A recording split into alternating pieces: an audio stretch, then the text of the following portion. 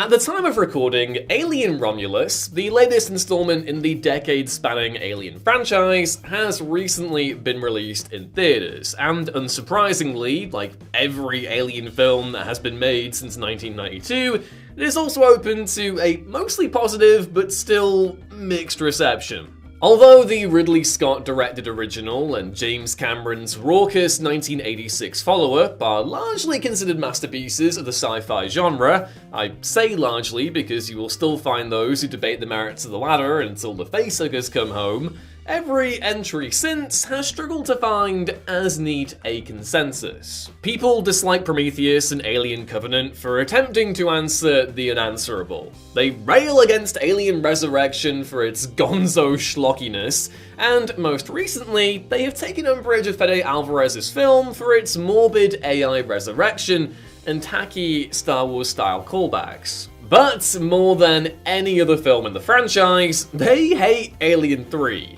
David Fincher's ill-fated follow-up to Cameron's Aliens that limped through its production and went on to develop a reputation as one of the most controversial sequels ever made, specifically for how it responded to its predecessor. And it isn't even bad.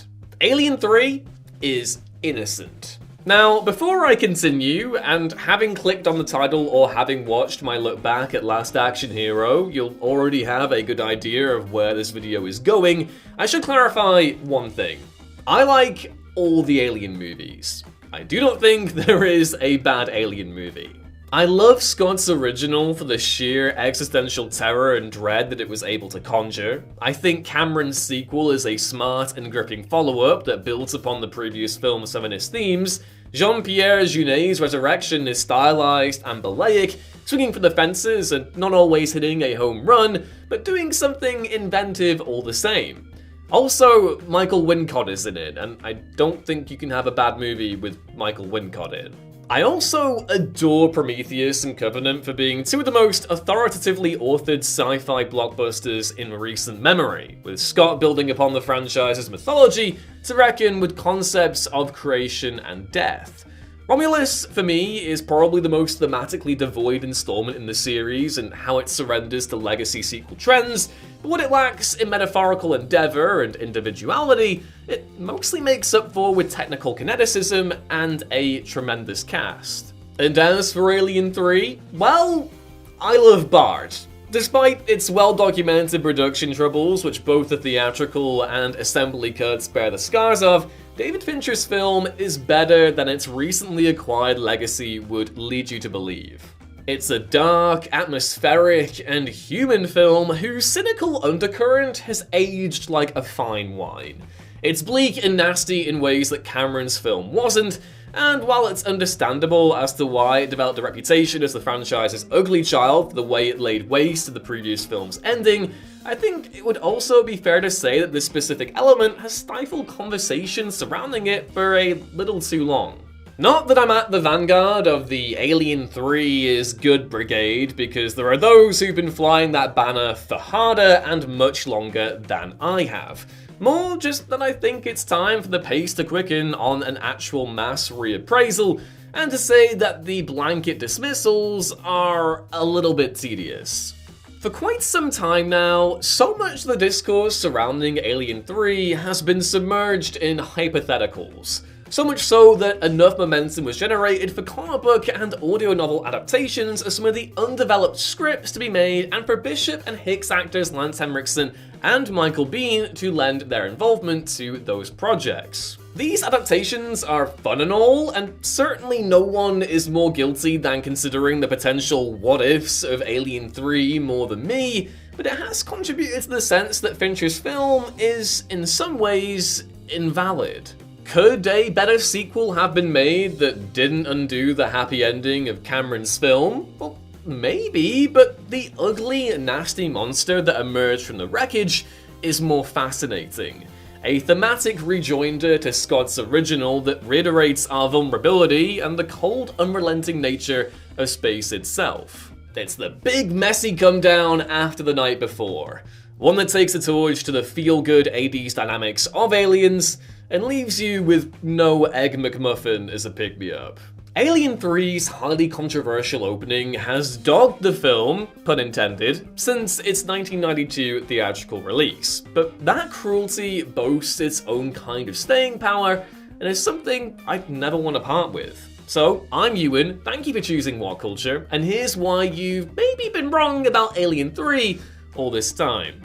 Now, anyone with a passing familiarity with Alien 3 is probably already aware that the movie had a long and difficult path to the big screen, as detailed in the excellent documentary Wreckage and Rage, The Making of Alien 3. You only need to look at the fact that it took 6 years for Fox to produce the picture, which, when the previous film has just made $180 million at the box office, isn't exactly ideal.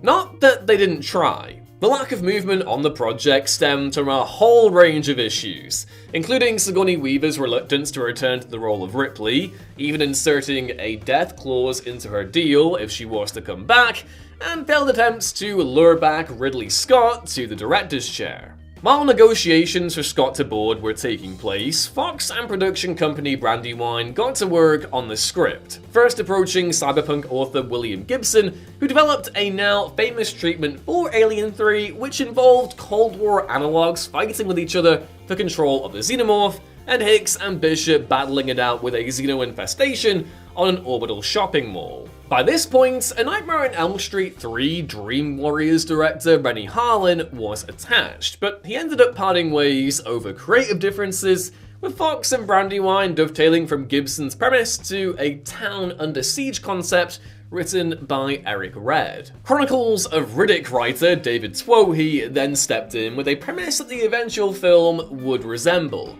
a prison planet that Ripley would find herself caught up in, with a Xeno to fight along the way. But that one also fell to the wayside, leading to Vincent Ward coming aboard, couldn't resist the rhyme, who created a story in which Ripley crashes on a low-tech satellite inhabited by space monks. Now, the finished Alien 3 obviously has no space monks and no satellite, but the structure of Ward's story is what provided the skeleton of Fincher's film, with producers Walter Hill and Gordon Carroll smooshing the prison planet and monk scripts together and providing the basis for what Alien 3 would ultimately become. So far, so manageable, but a discordant pre-production overlapped into actual production. With an incomplete script, studio pestering, and what would become a well-known penchant for perfection, Fincher staggered over the finishing line, with the finished film bearing all of those wounds. Most notably in the fluctuation of the xenomorph's appearance, which, while initially planned to have spawned from a dog, got changed to an ox when the VFX for the former looked a bit ropey. It's why you have little Xeno in some scenes and big boy Xeno in others. It just... big old mess. Couple these issues with the divisive opening and having to follow two of the greatest science fiction films ever made, and it's no surprise that Alien 3 was an instant pariah. Or was it? While the film met a more tempered response than its predecessors, it wasn't panned and actually performed financially well, grossing about $160 million at the box office, only a few million shy of Alien's gross 6 years prior. As a 2022 write-up from Noah Gittel of The Guardian put it, quote, "Following reports of on-set unrest, the public and press were prepared for a disaster, but instead its reception was one of mild disappointment. It wasn't beloved by critics, but it was hardly reviled." Now, while there was vociferous disappointment directed towards Alien 3, its reputation as a franchise pariah, as Gittel argues, was only truly codified when Fincher disowned the project in 2009, with the director saying, quote, "No one hated Alien 3 more than he did." Fresh contempt was slung towards the film when James Cameron called it a, quote, "slap in the face to fans" in a 2016 panel at San Diego Comic-Con, mentioning again the film's opening, its production troubles, and Fincher, a filmmaker he has great respect for, being unable to guide a sinking ship.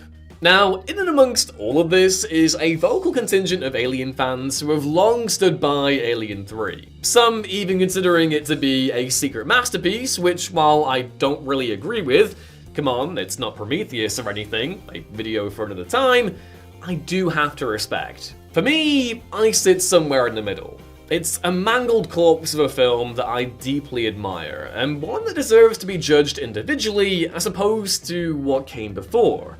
That might seem stupid given it's a sequel, and again, the Bishop Hicks Newt massacre is understandably contentious, and I would not begrudge anyone for feeling upset about that, but it's a choice that's easy for me to rationalize, and one that ultimately provides the basis for a fitting conclusion to Ripley's arc. Until she was resurrected as a clone and hung out with some really cool space pirates about 100 years later, but I digress. So, in that regard, Alien 3 adheres to everything that I love about the series in that each individual entry, bar Romulus, is shooting for something uniquely its own. For Fincher, that meant something nihilistic, mournful, and low-key. A prison drama that focused on ideas of justice and reform, faith and fear, and the cruel inevitability of destruction. Like Escape from Alcatraz ran through the cosmic dread of Scott's original conceit. Admittedly, the parts that contribute to that don't always cohere individually, but there are clear highlights. Sigourney Weaver brings a true weariness to Ripley that crumbles to a new level of defiance in the film's final moments, while the mostly British flavour of the cast, with the filming taking place at Pinewood and down the road from What Culture Studios in Blythe, providing its own charm. Charles Dance stands out as a disgraced doctor who's given up on hope, and another Charles, S. Dutton that is, brings plenty of energy as the religious leader of the prison inmates, even getting one of the all-time great Xeno showdowns in the entire series in that third act. Despite the challenges of the production, Fincher also managed to turn in a technically well-executed piece of cinema. The visuals of Alien 3 are genuinely gorgeous. Deep oranges and browns conjuring the idea of an industrial hellscape in which Ripley is plunged into and tasked with surviving. Its set design, makeup, and shot compositions are just as impressive as its forebears, which maybe goes without saying given critical consensus at the time, with Roger Ebert famously calling Alien 3, quote, one of the best looking bad movies he'd ever seen. But to that I'd say that cinema is a visual language, and beyond the blatant issues with the script, Alien 3 conjures feelings just as powerful for me as Scott and Cameron's films do. And hey, for what it's worth, Sigourney Weaver is also a fan. In a recent interview with Deadline, Weaver spoke of her own affection for Alien 3 in that she's, quote, sorry to hear that Fincher disowned the project a few years back. I loved working with him, she said, and I think we made a good film. I'd have to agree there, Sigourney. This isn't to say that Fincher isn't entitled to his feelings on Alien 3. The production sounded like a huge stress, and it's very clear that he didn't get to exact his full creative vision on the finished product. However, what remains is still plenty of the Fincher we've grown accustomed to and appreciated during his creative peak.